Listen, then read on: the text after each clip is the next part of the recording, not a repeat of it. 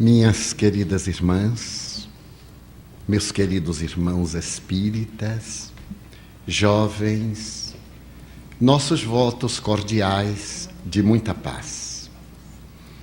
Entre as mulheres notáveis da história do cristianismo primitivo, destaca-se uma mulher africana que nasceu no norte daquele continente, em Tagaste, e passou a história como o incomparável símbolo da fé.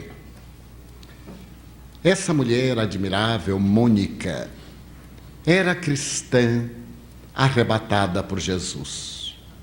Naquela oportunidade, o cristianismo ardia nas almas, como labareda que crepita, eliminando as impurezas e proporcionando a limpidez de dentro para fora.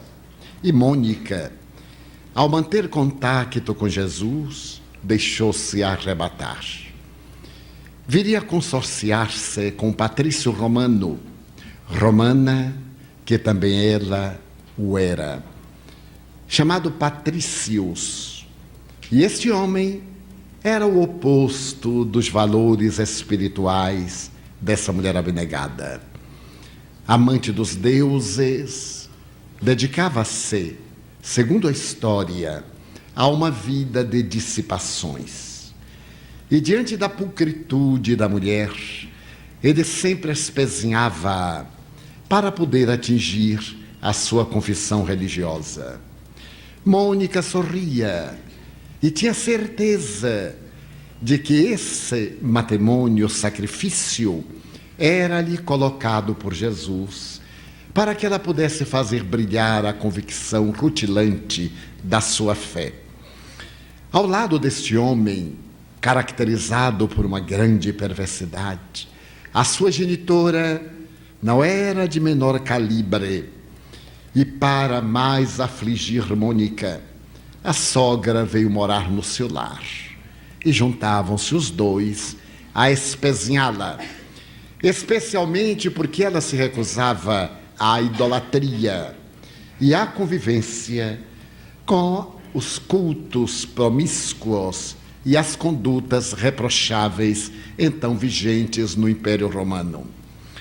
Mônica tornou-se mãe de 3 crianças, mas ela se tornará célebre graças a uma delas, Agostinho.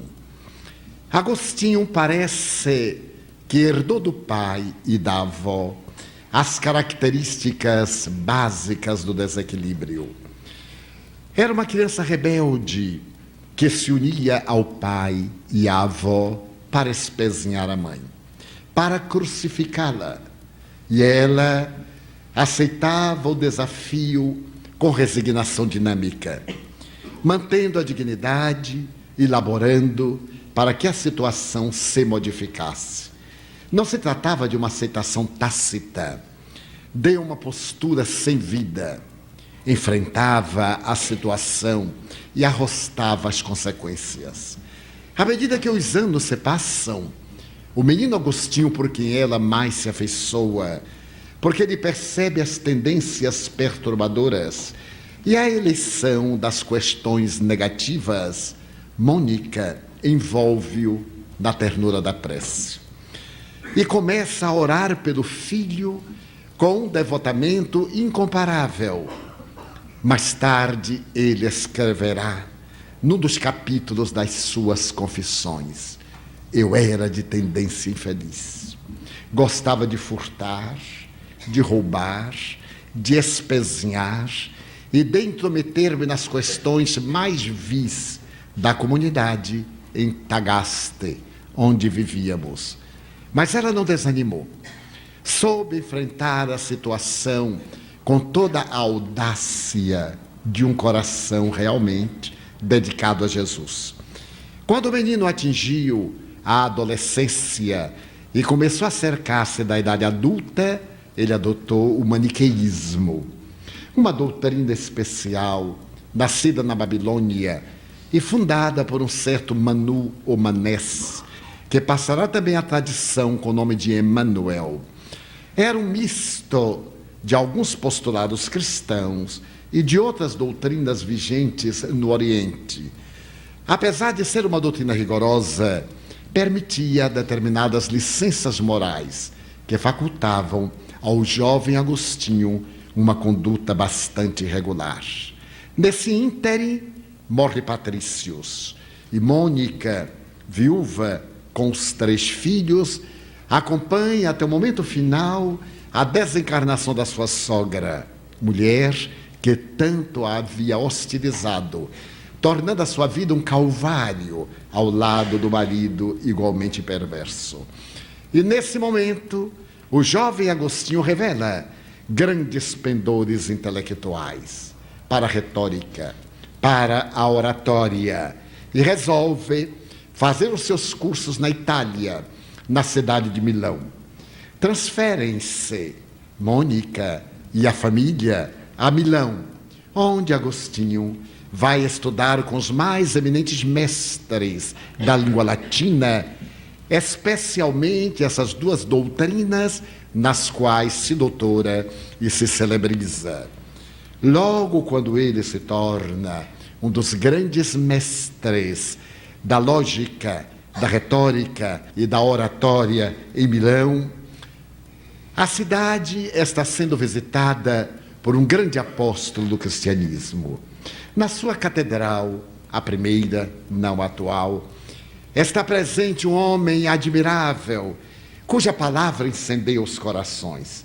Quando ele fala sobre Jesus, o seu verbo, portador de uma eloquência incomum, faz que ardam nas almas os chamados pecados, as tentações, cedendo lugar à presença das virtudes, aquelas que serão mais tarde denominadas virtudes teologais: a fé, a esperança, a caridade, a humildade, a compaixão, o perdão. E Ambrósio atrai mesmo aqueles que não são cristãos para que o venham escutar nos seus memoráveis sermões. Agostinho permanece com a sua vida vulgar. Ele continua adotando um comportamento bastante vil, amancebado, tornou-se pai. Irresponsável, não cuida do filho, e a mãe prossegue orando. Ela não insta para que ele mude de atitude. Quando as circunstâncias lhe permitem, ela fala-lhe sobre Jesus. E ele, com a habilidade do retórico e com as grandes armas da lógica, procura confundi-la, mas é muito difícil confundir os simples de coração e os puros de sentimento. Normalmente os intelectuais confundem-se com muita facilidade, porque as suas mentes ricas de ideias muitas vezes ficam entorpecidas pelo terrível bafio da vaidade e da presunção. Mas os simples de coração, os puros, são autênticos, e por mais que se tentem confundi-los, eles permanecem na sua superior ingenuidade, dando provas da sabedoria daquilo que haviam elegido, a pureza dos sentimentos. É nesse momento que Agostinho tem a oportunidade de ouvir falar a respeito de Ambrósio e vai escutá-lo. Sendo um exímio orador, ele vê naquele oponente teológico um exemplo digno de ser imitado. E se deixa tocar pelo verbo flamívono do cristão, que era considerado bispo, e a partir de então mantém contato com ele para poder debater as bases da sua doutrina e as bases propostas por Ambrósio através do cristianismo. Conta-se, sem nenhuma referência histórica, aliás, que certo dia ele estava confuso e teria escutado a voz de um jovem que lhe dizia: vai à catedral e segue aquilo que for apresentado, porque hoje é o teu dia. O jovem Agostinho dirige-se à catedral. À época, as mensagens cristãs eram retiradas de pergaminhos ou de peles de animais e eram ao acaso, entre aspas. Lia-se um texto das Escrituras, um versículo às vezes, e se montava o tema sob superior inspiração, dentro daquilo que havia sido desvelado.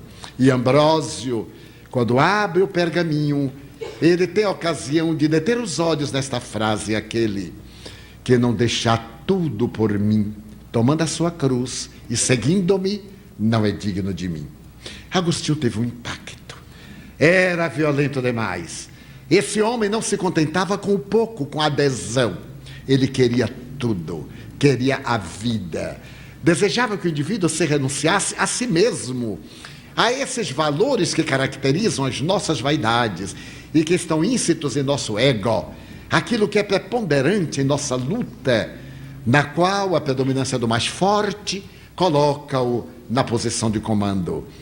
Então isso lhe causa um grande choque. Será que alguém seria capaz de renunciar-se aos ideais, à vida, para poder segui-lo sem discussão? Tomar a sua cruz, submeter-se-lhe e acompanhá-lo pela grande trajetória que ele determinaria? E enquanto perde-se Agostinho nessas elucubrações, Ambrósio abre outra vez o texto evangélico. E o texto evangélico incide naquele momento em que um jovem diz a Jesus: Senhor, eu queria seguir-te, mas o meu pai morreu. Eu desejo sepultá-lo, depois eu virei. E Jesus olha para o hipócrita e diz-lhe com severidade: vem tu agora e deixa aos mortos o cuidado de sepultar os mortos. Agostinho entra num conflito. Era um dever filial sepultar o pai que houvera falecido.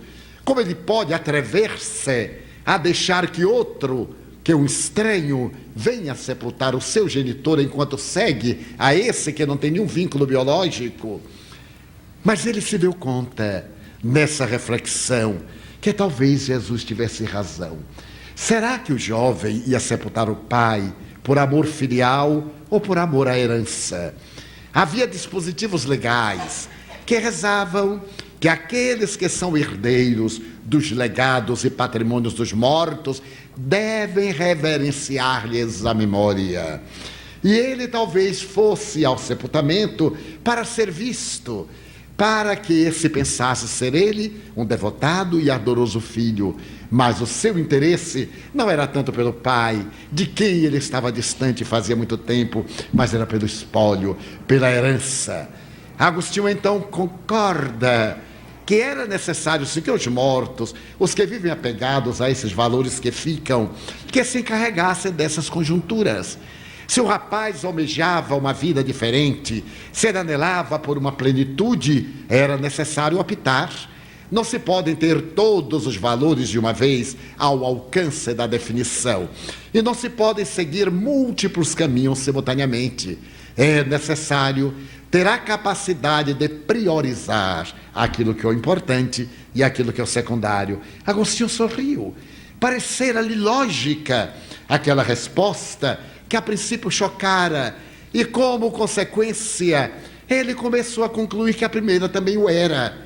Para poder não fazer parte dos mortos, daqueles que se cadaverizaram nas ilusões, é necessário tomar a cruz da coragem, é necessário pôr-se nas traves da renúncia a esses cadáveres e ressurgir, seguir aquele que seria a madrugada. Ele agora começa a sorrir quando Ambrósio abre por terceira vez um outro pergaminho e os seus olhos incidem em outro diálogo em que um jovem diz: eu quero seguir-te, mas amanhã haverá uma corrida de quadrigas e é a oportunidade de Israel de esmagar o vencedor romano. Eu deverei correr, deverei disputar. Preparei-me com cavalos que vieram importados da Dalmácia para no circo em Cesareia esmagar o romano triunfador Israel, passar a situação que merece. Então Jesus diz ao jovem: vem agora, amanhã será tarde demais. Então Agostinho começa a pensar como ele é imperioso, como esse homem é exigente, para ele não ter amanhã. É um eterno agora. A decisão deveria ser nesse momento. E quando ele está perdido nessas reflexões, Ambrósio começa a interpretação do último texto para o primeiro. E assevera: o jovem optou pela corrida. Ele desejava sim o triunfo do reino dos céus, sem abdicar da projeção social na comunidade terrestre. E foi a corrida de quadrigas.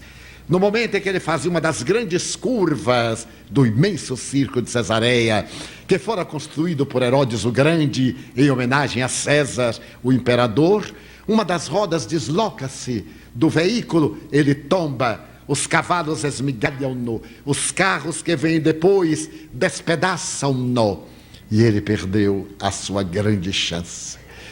Então agora Agostinho fica preocupado, porque sem dúvida a vida na terra é uma ilusão. Às vezes vamos perseguir aquilo que nos parece fundamental, e esse fundamental arrebata-nos a existência, do que nos valem glórias, títulos, homenagens, que ficam quando nós partimos com o coração desfigurado e a alma embrulhada em angústia.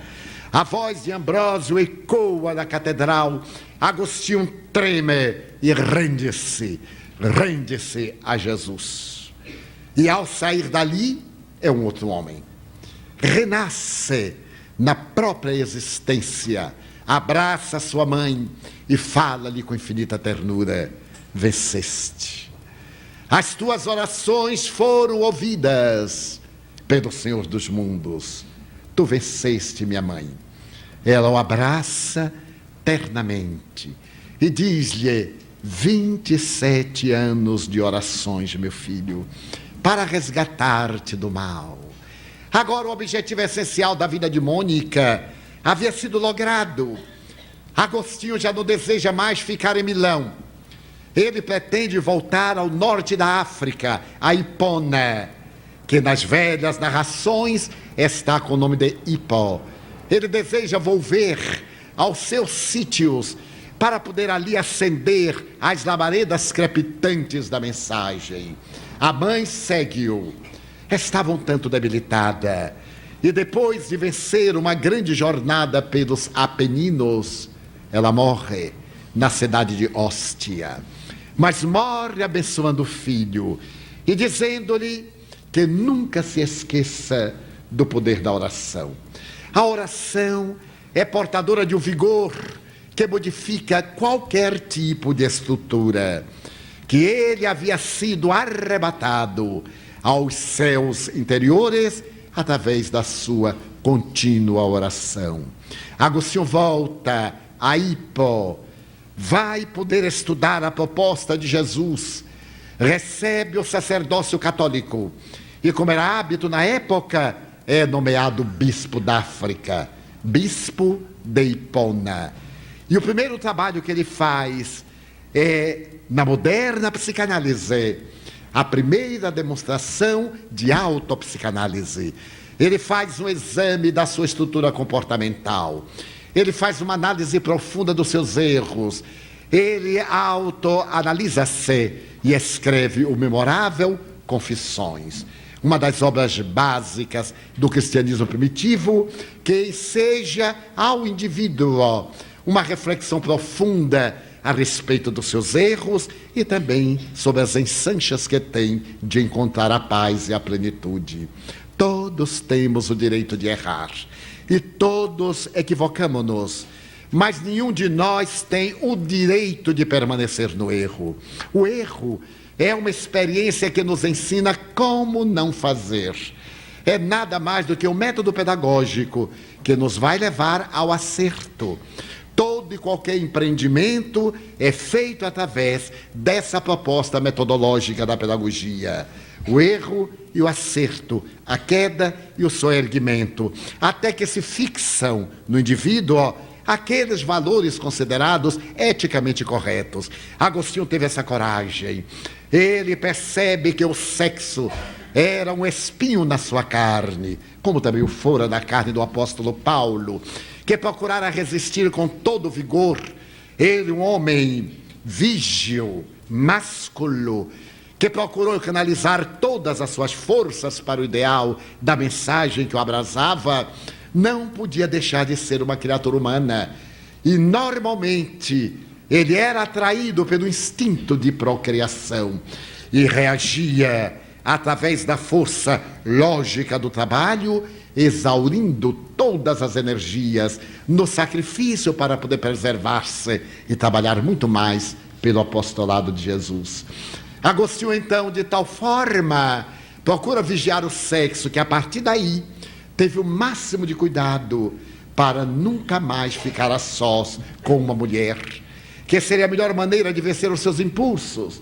Ele não sabia até quando as suas resistências poderiam manter-se em equilíbrio. Depois de uma vida de dissoluções, de uma vida de hábitos, era muito mais difícil de reabilitar-se e atribuir-se novos costumes do que se desde cedo ele tivesse vivido em uma disciplina de abstinência.